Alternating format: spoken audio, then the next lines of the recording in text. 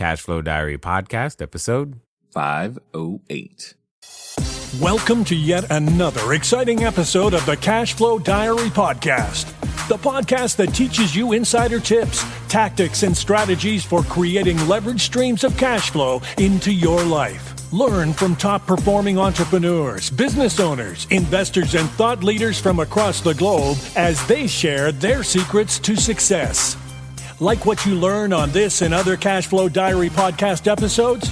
Go to learninvestingnow.com and sign up to receive powerful tips and information that will help you succeed as an entrepreneur and investor. Now, here's your host, investor, entrepreneur, business owner, educator, speaker, author, and master facilitator of Robert Kiyosaki's cash flow game, Jay Massey.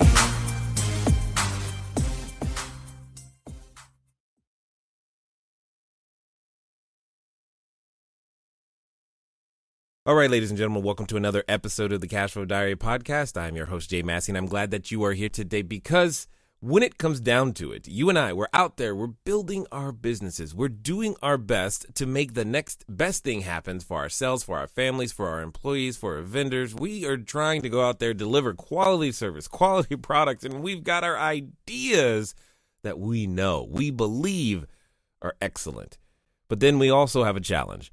Often the challenge is we don't know all of the people we need to know in order to execute it. And for some of you, you're like, dude, show me the money. Like literally, where is the money? How can I get it? Who can give it to me? What room is that money hidden in? And more importantly, when I do find this person, what do I say to make them go, yes? Because you know, if you could just get your idea out there, it would be great. Well, I have with me today someone who's going to help you do exactly those things. I have with me none other than Judy Robinett. She's the founder of JRobinett Enterprises and the author of How to Be a Connector. This is code for if you were like me, the introverted kind, and you're like, man, do I really have to talk to people? The answer is yeah, but not as many as you might think.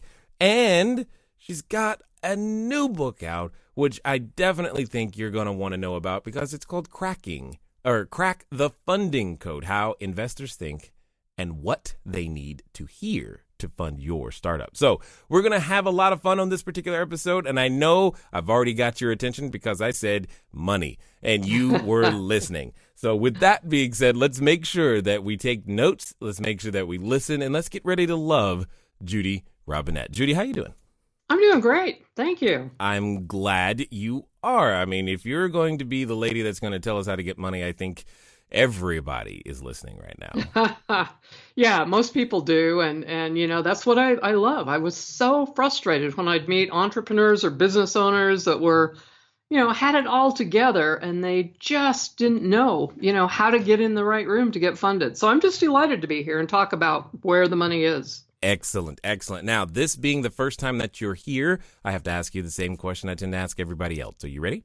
Yep. All right. I tend to look at today's entrepreneurs a lot like yesterday's superheroes. So, you know, Batman, Robin, Wonder Woman, etc. I tend to think that, you know, entrepreneurs and superheroes have a ton of things in common. For example, if you think about, you know, as an entrepreneur, occasionally I can envision myself running around town using our products and services and saving our customers one sale at a time. And yes, I'm probably wearing a cape or tights. Now, also like a superhero, an entrepreneur has a beginning. You know, if you think about Spider-Man, for example, there was a time where he was just a kid going to school, doing his thing, not paying attention to much. And then one day he gets bit by a spider, discovers he's got a superhuman ability, and he gets to choose whether to use it for good or for evil. So my question to you is as follows. Before, you know, being profiled in Fast Company, Forbes, VentureBeat, Huffington Post, before, you know, working with a lot of the high level people that you have worked with, before your books, before everything that people know you for today. My question to you is, who is Judy Robinett? Okay. Well, before all of that, if any of you watched the movie Napoleon Dynamite, that's where I went to school, you know, a little teeny tiny town in Idaho, and I was riding horses here in the mountains. I'm sitting on the side of the Rocky Mountains, and but I'd been bullied, and I was pretty shy. But I always loved making things happen and being a problem solver. So that was really my basic thing. And then I was really curious, and I loved to learn. So that probably is the personality piece that has never changed. I did get out of being shy, found out I couldn't survive in the corporate world. And, I'd look around and I'd see these guys that, they're playing golf on Friday and they're getting promoted left and right. And they have more money than me. And I'm thinking, what is the matter with me? I've got to figure this out. And I quickly figured out there was this, underlying network of power. And research shows in any organization, and it's family offices, banks, anywhere, it's 5% of the people who've got the power. So, I started out probably not being able to scale, skyscrapers or outrun a speeding train. But a little of that learning, continually learning, being curious, and finally figuring out, most people are good, moved me forward. That's good. That's good. I like that. So let's talk about it and dig in for a second, because Okay. I think that there's a number of individuals listening who, yes, they have their ideas and they can probably relate to some of the experiences that you have had, but yet at the same time, I have found and I have seen situations myself where it can feel like the people who know, or the people who I need to know, seem they're in this cocoon, this wall, this Yep. ivory tower, and Yep. and you hear the advice, especially in the real estate world. Well, just go to networking groups, and it's like, Yeah. I don't want to. Yeah. I didn't either. And you're absolutely right. And frankly, most networking groups are a waste of time because everybody there is broke. It's always been really interesting to me. You have to be careful what room you get in. But you're right. There's different ecosystems, and the people that have the money tend to be in different kind of groups. And I'll give you an example. When I moved to Salt Lake, I met a gentleman who'd been recruited from the East Coast to come to Salt Lake City to be a top wealth manager, and he's black and he's gay. It's not the typical profile in Salt Lake City, Utah. But within just a few years, he had the biggest book of business, the highest net worth clients in town. And I said to him, dude, how did you do this? You come to town, nobody. And he said, I joined the symphony. And I said, what? And he said, I paid a little extra so I could go break bread, drink a little wine before the concert started. He said, that's where my customers are. And so I'll tell you, there's no lack of money in the world, 269 trillion of private global wealth. But the trick is to figure out who it is you need to know and then come up with a plan to get to know them. And the other thing I want to bring up, and I was frightened, honestly, I didn't dare approach people. I didn't know anybody that had money. I remember the first time I shook hands with a millionaire, I thought, wow.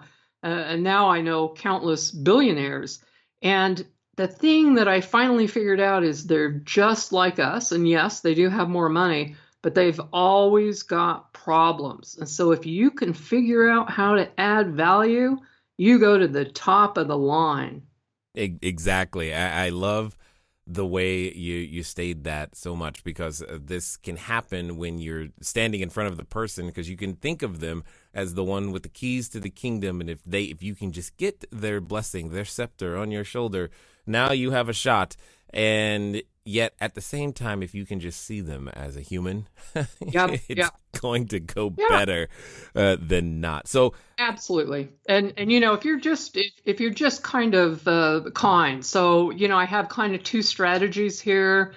Well, probably three, but certainly the shotgun rifle approach of, let's find this exact person, figure out how to add value, figure out how I can get into a curated room to meet that person is good. But the second one is learn to talk to strangers. Now, this one was tough for me because I was really shy.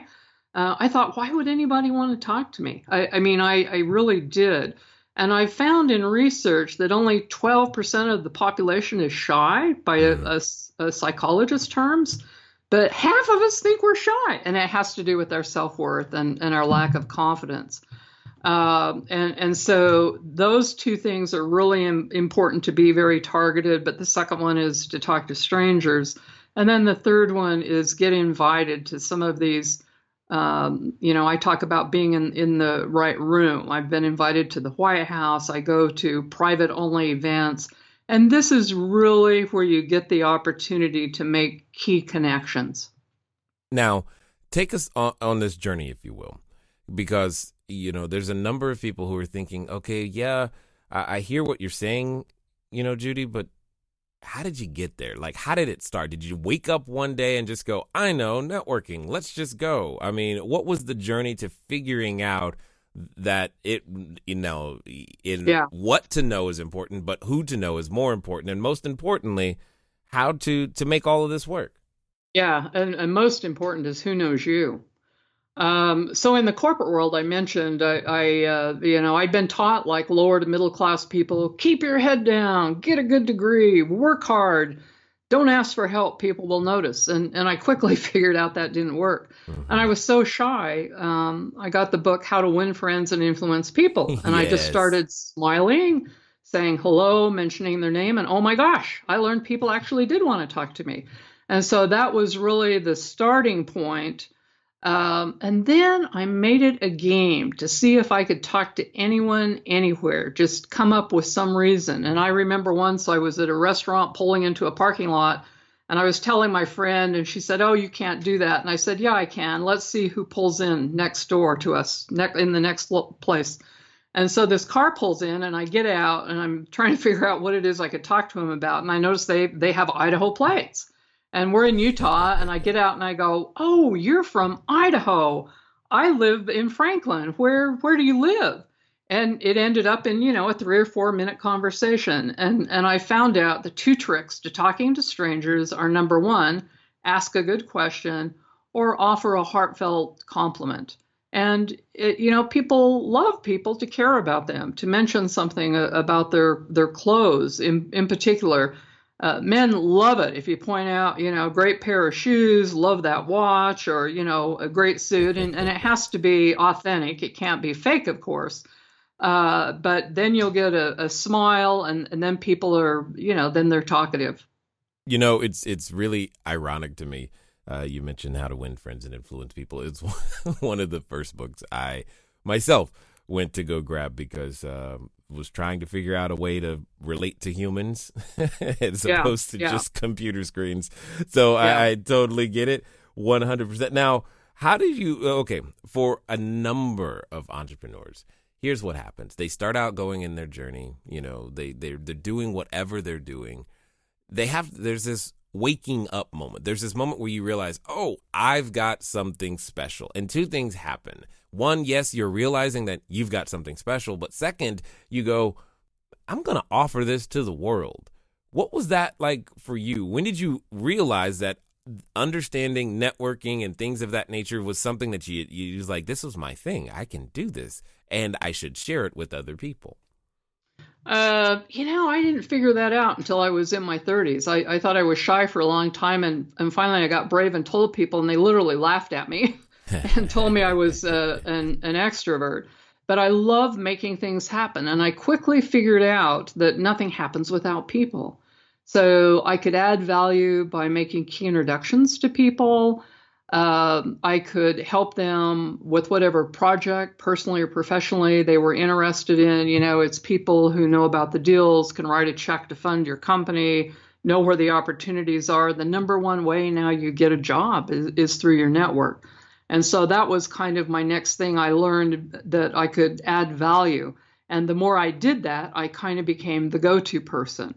And that accelerated, my career. I became a vice president of a hospital. I was on the Malcolm Baldrige committee that wrote the healthcare standards for the nation in healthcare.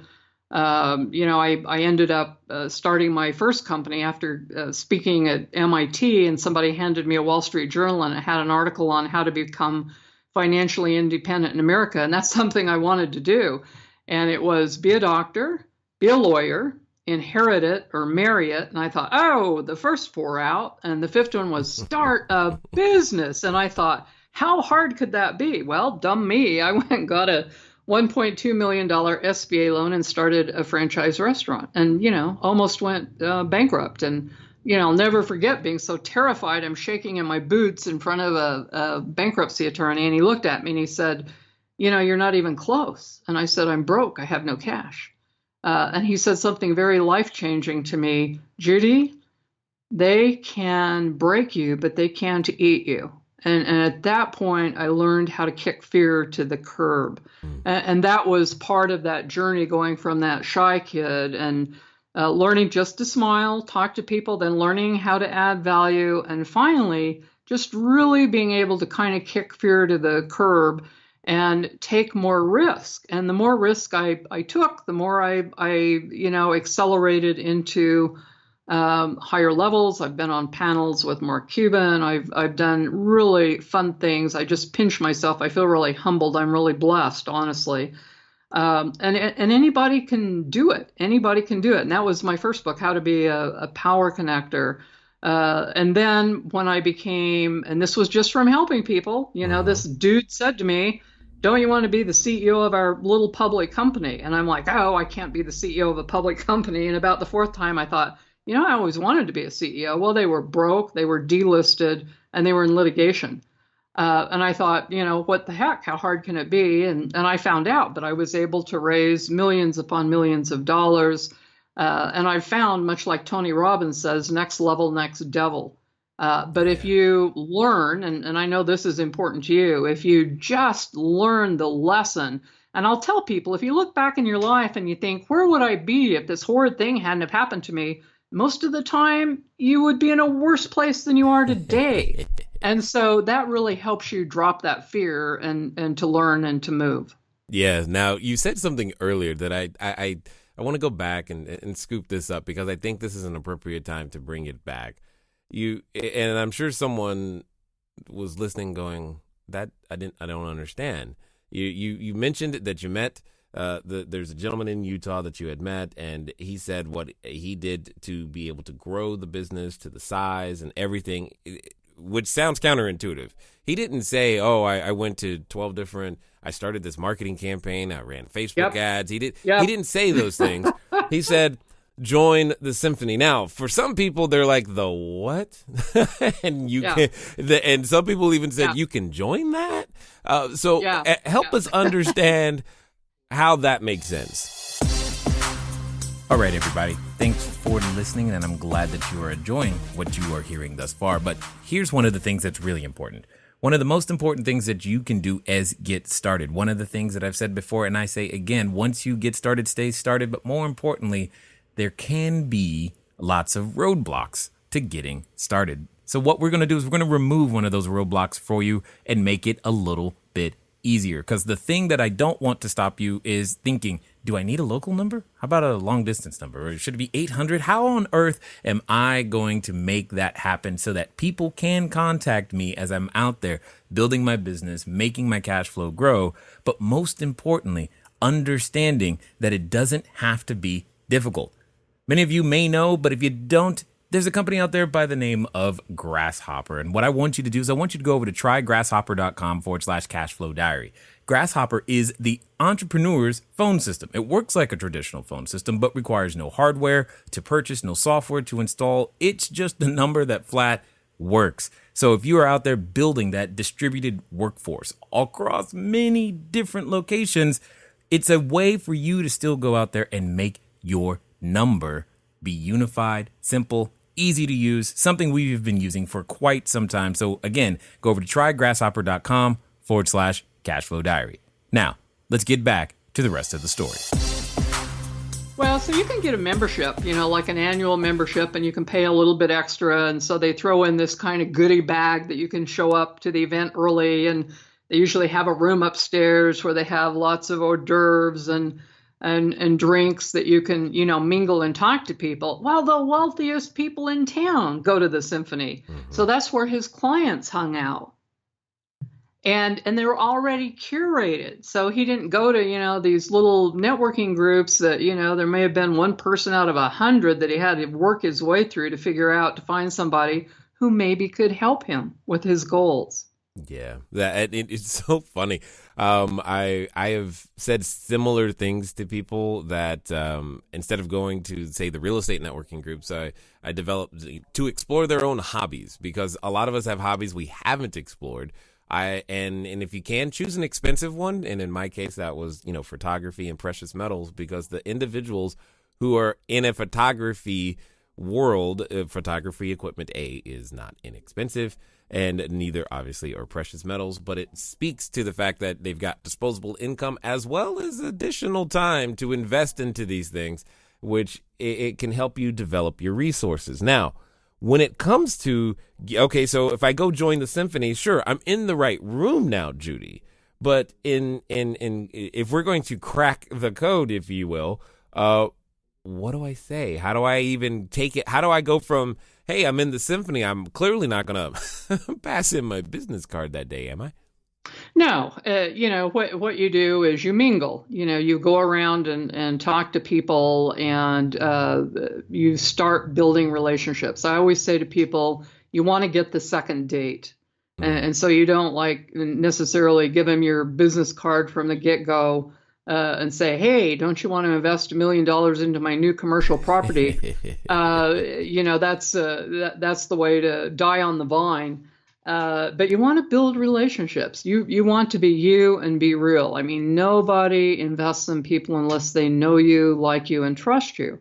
And these groups tend to be small. And so, there may be 50 people in that room. And so for that 45 minutes, you have the opportunity to go around and introduce yourself. And certainly it will come up with many people. They'll ask you where you live, what do you do? And you'll see them next time, and then you'll see them next time. And then pretty soon you've got a relationship, and they find out who you are, and then they'll call you. And at some point they will ask you for your contact information. And that often happens. And so besides those curated groups, I'll give you another example. This past week, I spent Monday at Walmart's headquarters in meetings with a startup group.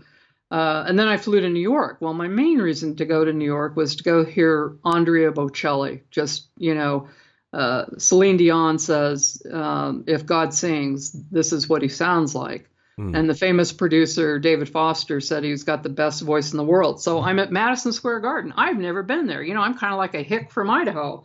And there's a young man and woman in front of me as, we're getting ready to go in. And I said, oh my gosh, this place is huge. Would you mind telling me, where do I go? Which is, I ask a question. Mm-hmm. And she said, oh, you've got these tickets. You need to head around here to the right. And she said, where are you from? And so I talked to her a little bit about that. And then I said, what do you do? And she said, I'm with Good Morning America, and I'm a little worried about being out this late at night because I have to get up at 4 a.m. in the morning for rehearsals. So there was talking to a stranger I'd have never guessed in 100 years. She's on Good Morning America. The next night, I went to my favorite little diner called Hillstone because they have a quartet. And I sit at the bar, and I start talking to the lady to my left, and she's the vice president of Viacom. And the woman next to her is the head of sales at Foursquare. Now, I couldn't have planned those. So there's the power of just talking to strangers. I do that in subways, in airports, and it's just being gracious. I offered the ladies a spoonful of my hot fudge sundae. So it's just little things, little conversations like that. And then, I quickly linked in with them. I've already shared emails, and when I go back to New York, I'll meet with them.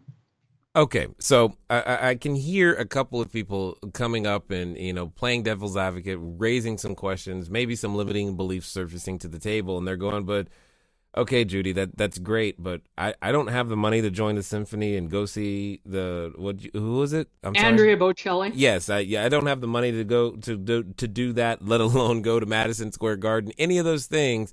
What do I do? Yeah. So in every town, another thing that you can do is join a not-for-profit. So one of the smart things, on hindsight, I didn't know it at the time. I had joined United Way, offered to volunteer just to help them because I hadn't ever studied finance in college, and I could see that not being able to do budgets was going to be a limiting problem for me.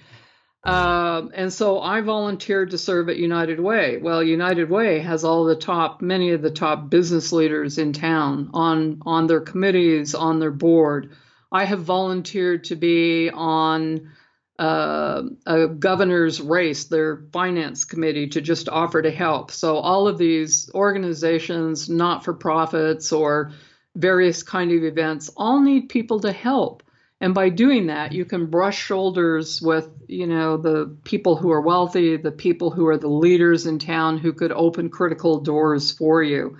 Another thing you can do, and I got this from David Ramsey, one of the foremost super angels in the world. He sold his company, and then he's in Southern California going, geez, I'd like to invest, but I don't know where to find a company.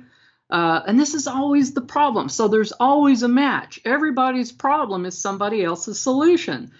And he went to a banker, a lawyer, and an accountant and said, hey, could you help me?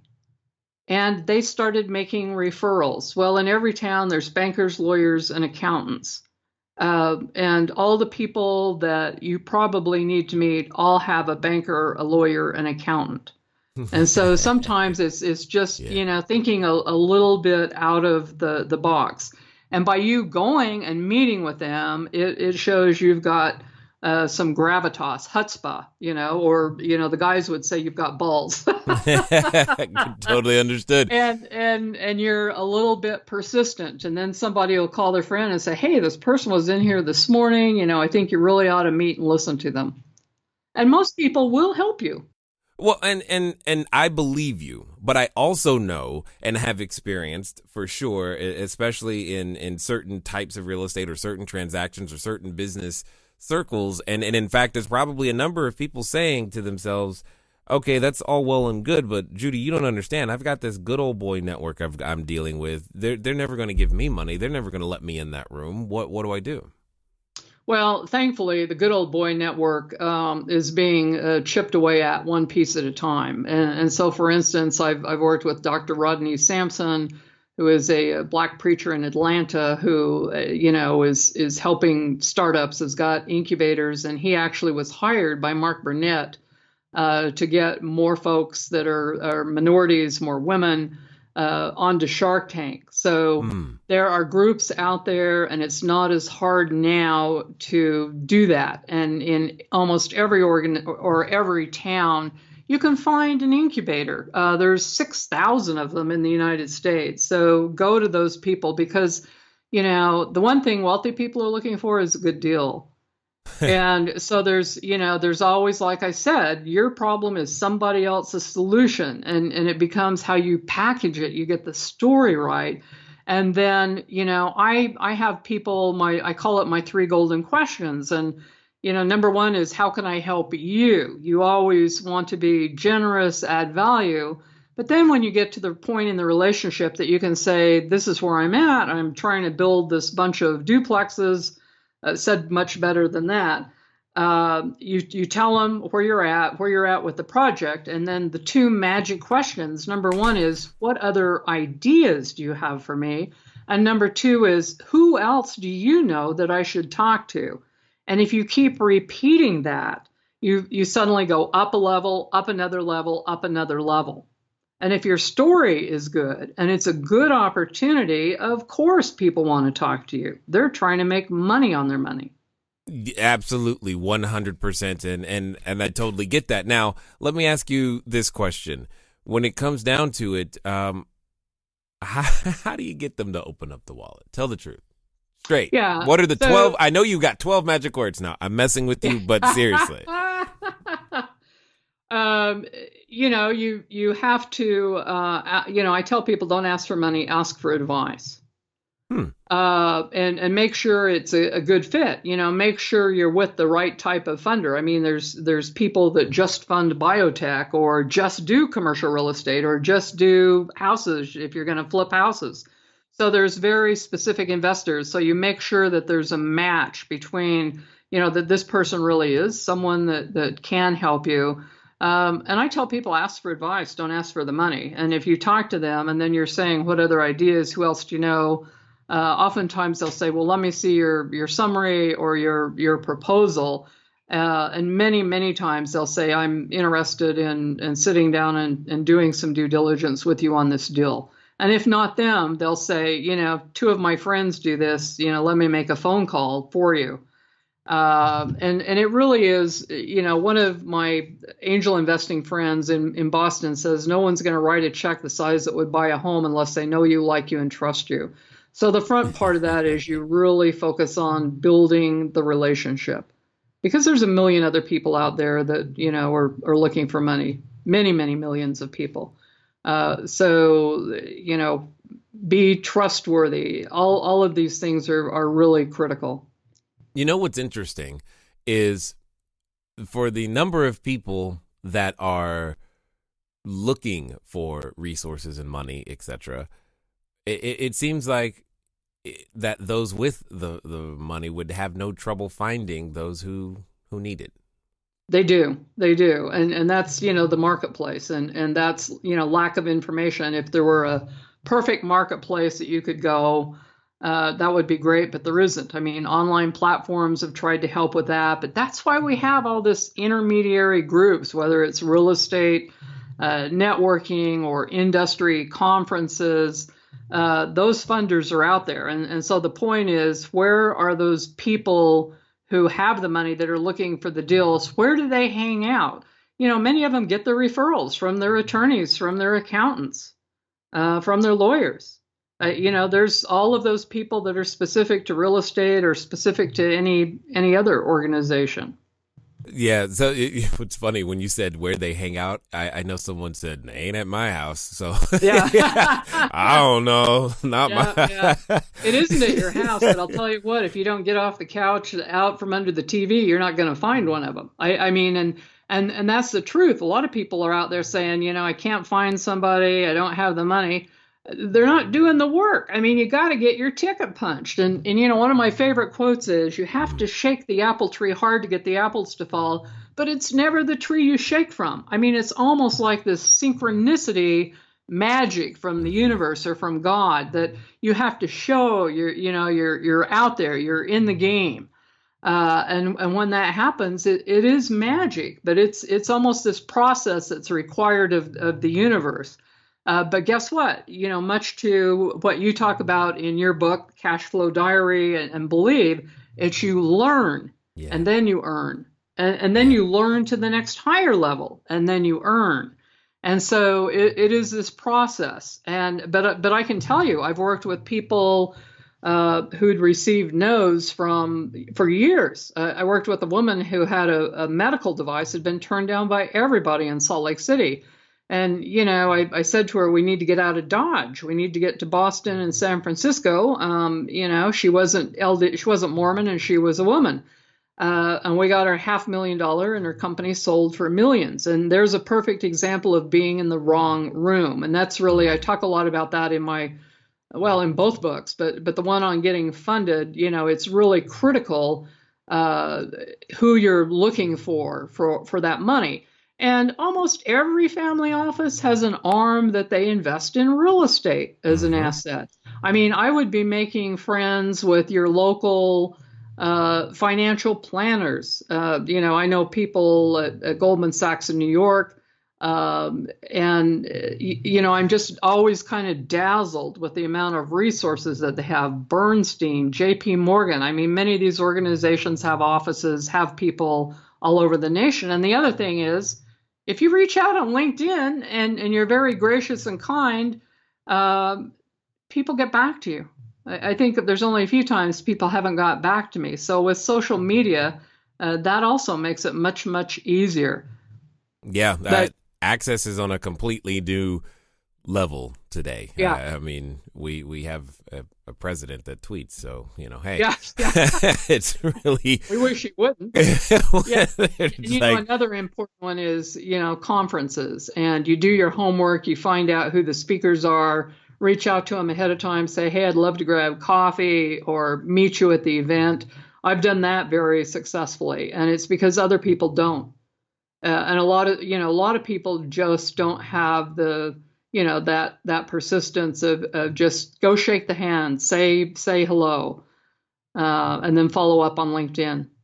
Totally get it. Now, for those that have listened this far and are going, man, Judy knows what she's talking about. I do need to meet more people, and I would love to crack the funding code, or they just want to find out more about what you've got going on. What's going to be the best way for them to catch up with you? My email is judy@JudyRobinett.com. There's no E on the end of Robinett. I'm on LinkedIn, Judy Robinett. I have a website, Judy Robinett. So I'm really easy to get a hold of. You can Google me. I've got lots of information out there, but I'm happy to help. Happy to brainstorm and give some advice. In every single town in this nation, you can find a local small business development center. You can find an office for SCORE. Mm-hmm. These people all know people that invest in real estate or invest in startups. The SBA, you just have to talk. Doctors and dentists are one of the biggest groups that do startup funding. I love how accessible you make everything, and even yourself for that matter. So those are things that I think a lot of times there's the thought process that, you know what, there's no way they'd talk to me. It's like the pretty girl sits at home on a Friday night because, no one asked. And I think there's a lot of that's going on when I hear you speaking. And make no mistake, there are what I call the dark triad, the sociopaths, the narcissistic, the Machiavellians. Those are the bad actors, but it's only 5% of the population.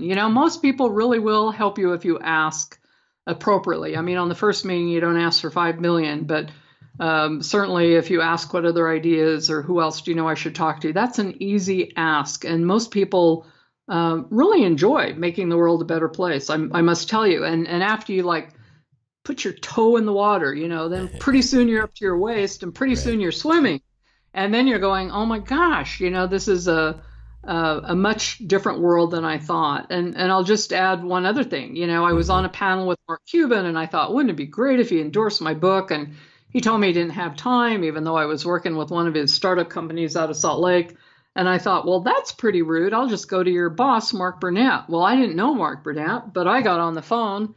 I actually reached out on email to several of my friends and said, does anybody know anybody who happens to know him? And somebody had been to an event with him. And I said, what does he need? Because I know everybody needs something. And they said, he just spent 14 million of his own money on the movie Son of God. And he didn't have the money for marketing, and he was kind of worried. Well, I get online and I find out the Baptists are behind it, and I live in Salt Lake. I mean, there's a boatload of Mormons and a highly networked group all over the world. And so I reached out to them. I said, anybody interested in interviewing Roma Downey, Mark Burnett?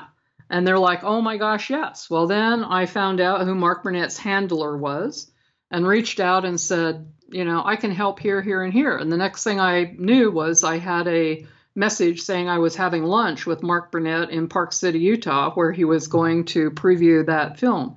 And I just said, Mark, I would do this and this and this and this. And he's like, who are you?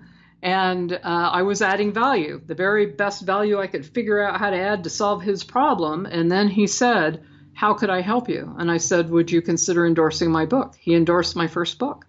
And I'm friends with him. Mark Burnett wrote the foreword to Crack the Funding Code, and I'm good friends with Mark. And a really important thing is to be generous and care about people. And I'll just use a final example. I had helped a woman who does lobbying, was with a big law firm in Washington, D.C., and she called me one day and she said, I want you to go on this diplomatic mission with me to Serbia. And I'm going, Serbia? I don't know that was on my bucket list. I didn't say that to her. And I said, what would you want me to do? And she said, we're trying to help the entrepreneurs over there, particularly with sewage and wastewater and clean air. And I'm thinking, I've never done a startup at all like that. And then I thought, maybe you can help. Maybe you ought to go. And so I went. Kevin Harrington asked me if I would vet an entrepreneur over there that has a company called Easygoing. I'm now part owners in that company. We have offices in Rockefeller Plaza. And I just pinch myself. And this is me doing one or two things of being gracious because I could do something to help her. And often it's just a little thing. Send some research information, recommend a book, make an introduction, invite them to some event. And people remember that stuff. They really do, because it shows you're a caring human being. And then they will think, reciprocity, how can I help them? And these things come back to you.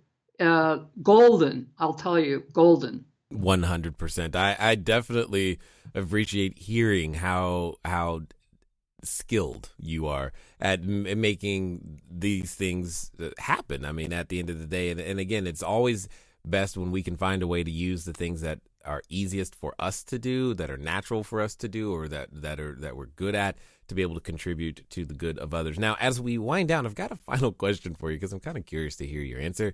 And because here's what I know.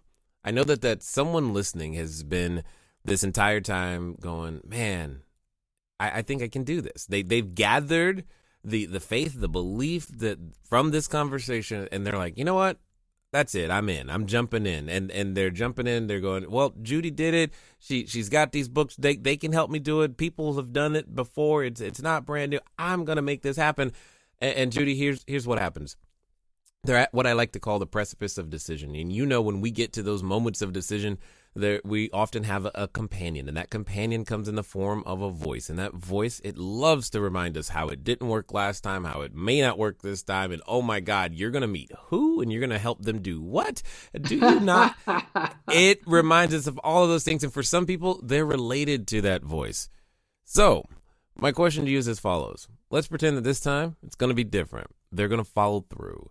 And they're going to do so in the next 24 to 48 hours. What would you suggest that they do?